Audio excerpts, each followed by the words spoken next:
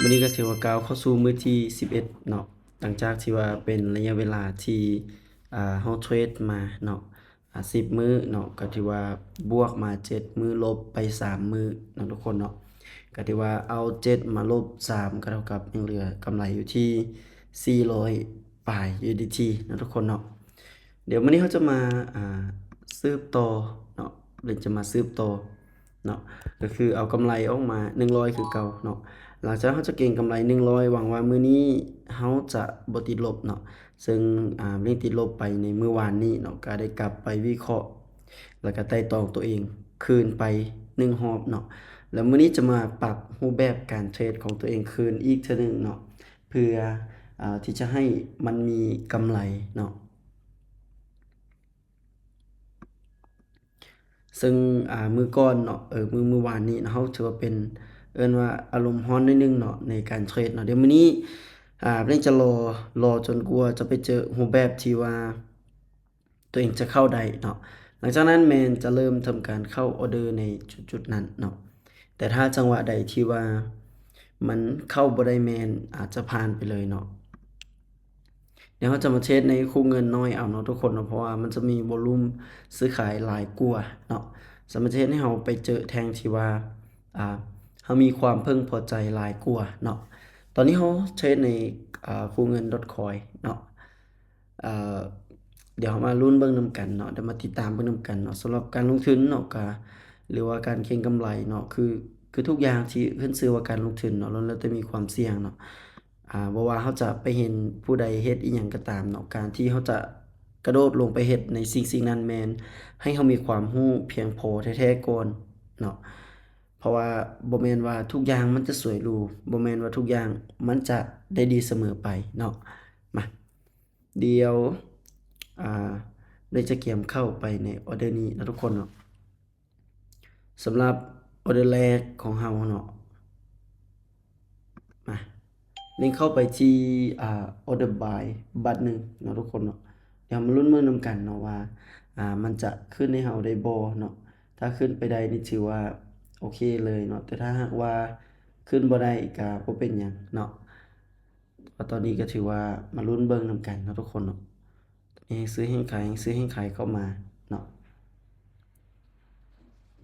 อื้อฮือออเดอร์แรกถือว่าเราเข้าบ่ได้เนาะ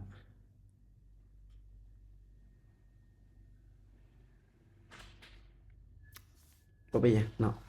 มันจะเข้าบ่ได้แม่นเราจะรอเนาะรอจังหวะ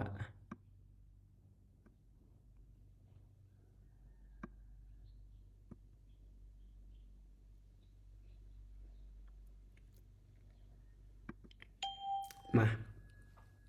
เดี๋ยวมาเบิ่งนำกันเนาะมาเบิ่งนำกันว่ามันจะลงได้บ่เนาะโอ้โฮตลาดค่อนข้างว่าสวิงนะทุกคนเนาะ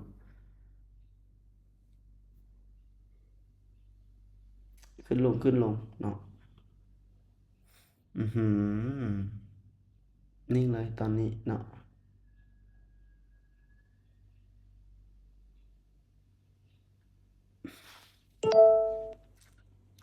เกือบเนาะเกือบอันนี้แหละคือความเสี่ยงของมันเนาะอันนี้คือความเสี่ยงเนาะหลังจากวินแมนเขาจะปรับเงินขึ้นไปเนาะปรับเงินขึ้นไปสำหรับออร์เดอร์นี้นี่ นะมันพยายามที่จะดันราคาขึ้นไปเนาะแต่ว่ามันก็ติดอินดิเคเตอร์แล้วก็พยายามดันลงมาเนาะแต่ว่าก็บ่มีอิหยังที่มันแน่นอนเนาะแต่ว่าเราต้องมาลุ้นเบิ่งนำกันเนาะทุกคนเนาะว่ามันจะลงมาให้เราได้บ่เนาะถ้าลงมาได้นี่ดีเนาะทุกคนเนาะแต่ถ้าลงบ่ได้นี่เสียแน่นอนเนาะสวิงเนาะทุกคนเนาะตอนนั้นเข้ามาสวิงแฮงเนาะ นิ่งๆก่อนนิ่งๆก่อนโอ้ยวิเดียว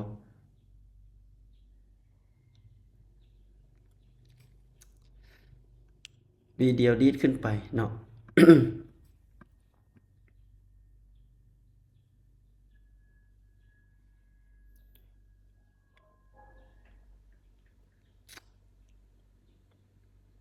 แล้วจะมาเข้าออเดอร์นี้ นะทุกคนเนาะ นะเนาะมาเบิ่งออเดอร์นี้นำกันนะทุกคนเนาะว่ามันจะอ่าลงยาวให้เราได้หลายส่ำใดเนาะ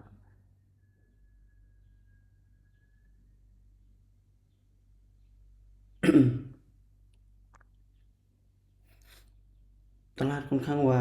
สวิงแฮงเนาะทุกคนเนาะก็คือแบบขึ้นลงขึ้นลงหั้นน่ะเนาะโอ้ตลาดโอ้โฮสวิงขนาดเนาะทุกคนเนาะ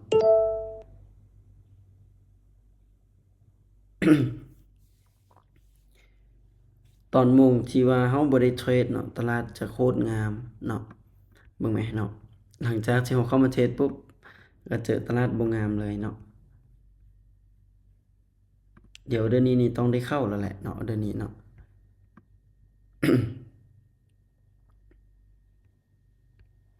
มาเรื่องจะเข้าไปที่order buy เนาะทุกคนเนาะก็ถือว่าเป็นนักเรียนที่มีแรงซื้อเข้ามาเนาะ ถ้าหากว่ามันขึ้นไปได้ก็ถือว่าดีเนาะแต่ถ้าขึ้นบ่ได้แม่นเราจะอ่าเสียสำหรับออร์เดอร์นี้เนาะสวิงแฮงเนาะทุกคนเนาะหรือว่าเราควรจะเปลี่ยนคู่เงินดีบ่เนาะโอเคเนาะเดี๋ยวลิจะเปลี่ยนคู่เงินก่อนทุกคนเนาะบ่ไหวเนาะรถข้อยบ่ไหวเราเทส2-3มื้อมานี้ค่อนข้างว่าจะสวิงหนักเนาะ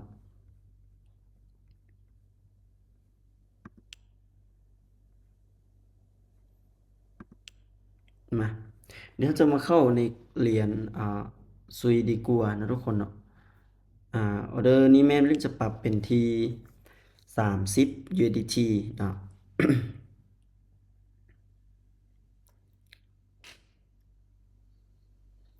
การรอจังหวะเป็นสิ่งที่สำคัญได้เนาะทุกคนเนาะคันว่าเรารอบ่ได้นี่เราจะมีโอกาสที่อ่าจะเสียเงินเนาะทุกคนเนาะแต่ถ้าเรารอได้ก็ถือว่าเป็นเรื่องที่ดีสำหรับเราเนาะมาออร์เดอร์นี้ก็ถือว่าลิงก์เข้าไปที่ Order By เนาะทุกคนเนาะเดี๋ยวมาลุ้นเบิ่งนำกันเนาะว่ามันจะขึ้นให้เราได้บ่เนาะตอนนี้ก็ถือว่าโอ้ตลาดค่อนข้างว่าจะสวิงแฮงเนาะทุกคนเนาะ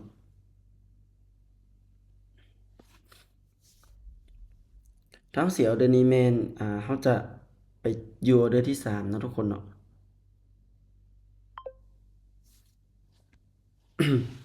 แหน่เนาะแท่งนี้บ่ขึ้นแต่มาขึ้นแท่งนี้เนาะมาเดี๋ยวออเดอร์นี้เป็นออเดอร์ที่3ของเราเนาะถ้าหากว่าเราได้ก็ถือว่าอ่าเราจะไปต่อเนาะแต่ถ้าหากว่าเราเสียเนาะเราก็จะได้หยุดเนาะทุกคนเนาะมากลับมาที่Dotcoin คือเก่าซะเนาะ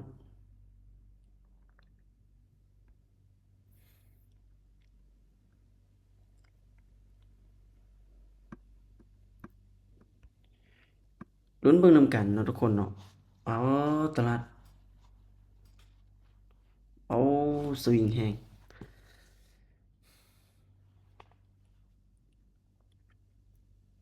ถ้าเราเข้าไปเจอจังหวะแบบนี้นี่เราก็อาจจะมีโอกาสที่จะเสียแล้วทุกคนเนาะถ้าหากว่าอ่าเราเข้าเทรดเนาะแต่ที่จริงมันบ่ควรก็คือว่าเนาะทุกคนเนาะตลาดมันสวิงเนาะบ่วินก็ให้มันฮู้ไปเนาะทุกคนเนาะเอาเดี๋ยวนี้มา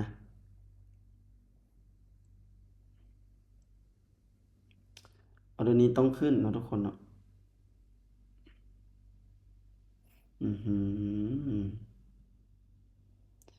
สวิงแฮงอะทุกคนเนาะตลาดเนาะ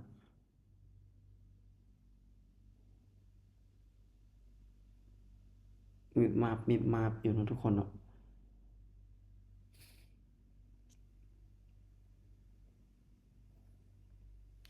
สวย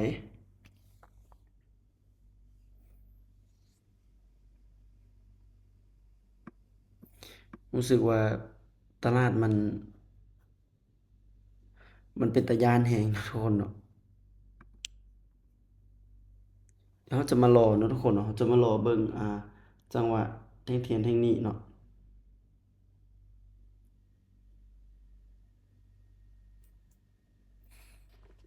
แท่งนี้เขาจะผ่านไปก่อนนะทุกคนเนาะ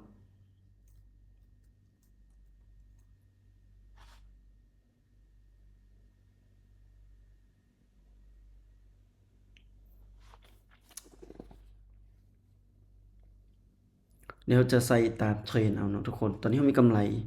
59 USDT เนาะก็ถือว่าอันนี้แหละคือความเสี่ยงในการบริหารพอร์ตน้อยเนาะที่จริงเขาควรจะบริหารให้มันได้หลายกว่านี้แต่ว่าด้วยความที่ว่าตัวนี้เขาก็ได้กำไรเนาะเดี๋ยวลิงจะเกียมเข้าอ่าออเดอร์นี้เนาะสวิงเหลือเกินนะตลาดมื้อนี้เนาะมื้อนี้ตลาดสวิงแฮง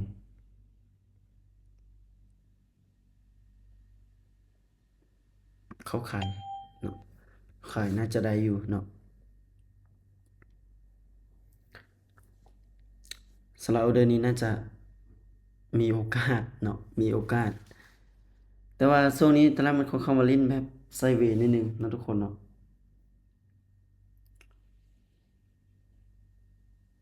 ค่อนข้างว่าสวิงขึ้นลงขึ้นลงอยู่นะทุกคนเนาะ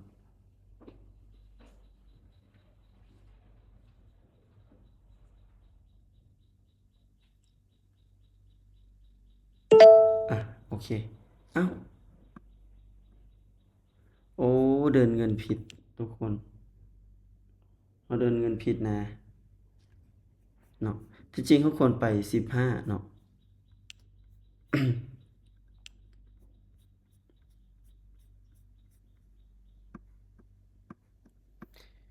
ตลาดค่อนข้างว่าสวิงเนาะค่อนข้างว่าสวิงเลย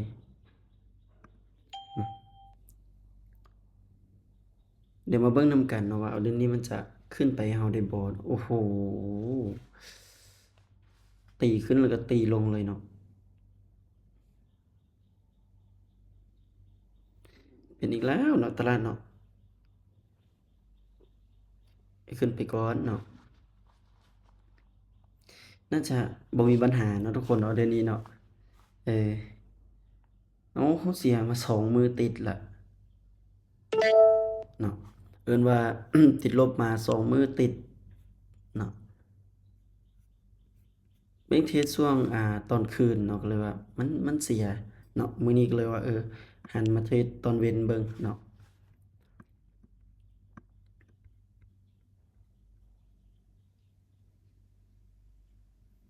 เริ่มที่จะกลับมางามเนาะตลาดเริ่มที่จะกลับมางาม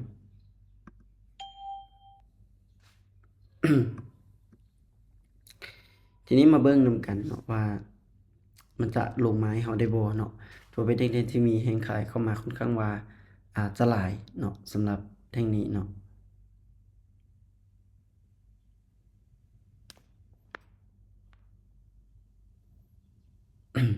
น่าจะบ่มีปัญหาแล้วแหละเนาะแท่งนี้เนาะลงมายาวปานนี้ก็ขึ้นไปได้นี่ก็ถือว่ายอมแพ้เนาะทุกคนเนาะเขาลงมายาวปานนี้ได้ขึ้นไปนี่ถือว่าเราขอยอมแพ้มาเลยเนาะ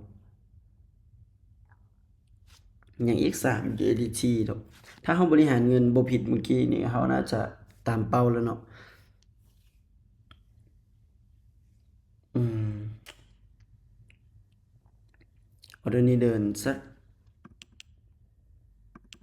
มา10เลยก็ได้ไหมมาออเดอร์นี้เข้าไปที่ออเดอร์ buy นะทุกคนเนาะเดี๋ยวเรามาลุ้นเบิ่งนำกันเนาะว่ามันจะขึ้นไปเราได้บ่เพราะว่ามันลงมายาวเหลือเกินเนาะมันอาจจะมีโอกาสที่มันจะพักโตเนาะทุกคนเนาะเออมีโอกาสที่จะพักโตขึ้นไป ออเดอร์นี้เป็นออเดอร์สุดท้ายเนาะหวังว่ามันจะบ่อาถรรพ์คือที่ผ่านมาเนาะที่ผ่านมาเรามักจะโดนแบบออเดอร์สุดท้ายนี่เป็นออเดอร์อาถรรพ์ที่สุดเนาะโอเคก็ถือว่าสำเร็จภารกิจเนาะมื้อนี้เนาะหลังจากที่ว่าติดลบมาเป็นระยะเวลา2มื้อติดเนาะติดลบ200 2มื้อติดเนาะเทียบจากวันที่4 เดือนเก้าเนาะจนฮอดปัจจุบันเนาะก็ถือว่าเรามีกำไรเนาะทุกคนเนาะเรามีกำไรอยู่ที่500ปลายเนาะทุกคนเนาะนี่เนาะ544.59เนาะตามกำไรตามเป้าของเราเนาะก็ถือว่าวิน1 2 3 4 5เนาะบ่เผื่อมือที่มันเสียเลยเนาะมือที่มันเสียเบิ่งแหมเนาะทุกคนเนาะ แบบพลาดพิลึกพิเหลือเนาะก็ถือว่าได้เอิ้นว่าให้เวลาที่เราจะเสียเนาะเราก็พยายามที่จะรวบรวมเป็นบทเรียนเนาะเป็นแนวทางการเรียนการศึกษาให้กับตัวเองเนาะแล้วนำมาปรับปรุงนำมาพัฒนาเนาะเพราะว่าปัจจุบันนี้กระดานเทรดก็ค่อนข้างว่าเกิดมาหลายเนาะแล้วก็มีหลายกระดานเทรดเนาะฉะนั้นสิ่งหลักๆที่เร่งจะให้ทุกคนรู้ก็คือทุกกระดานเทรดเนาะ ล้วนแล้วแต่มีความเสี่ยงเบิดเนาะทุกการลงทุนล้วนแล้วแต่มีความเสี่ยงเบิดฉะนั้นการที่เราจะไปโดดเข้าไปในกระดานเทรดได้หนึ่งเนาะเราต้องมีความรู้แท้ๆเราจึงตัดสินใจเนาะถ้าบ่มีความรู้ก็คือห้ามเฮ็ดเด็ดขาดเนาะสำหรับคลิปนี้เนาะก็ถือว่าประมาณนี้เนาะย้ำว่าการลงทุนมีความเสี่ยงเด้อทุกคนเด้อบ๊ายบาย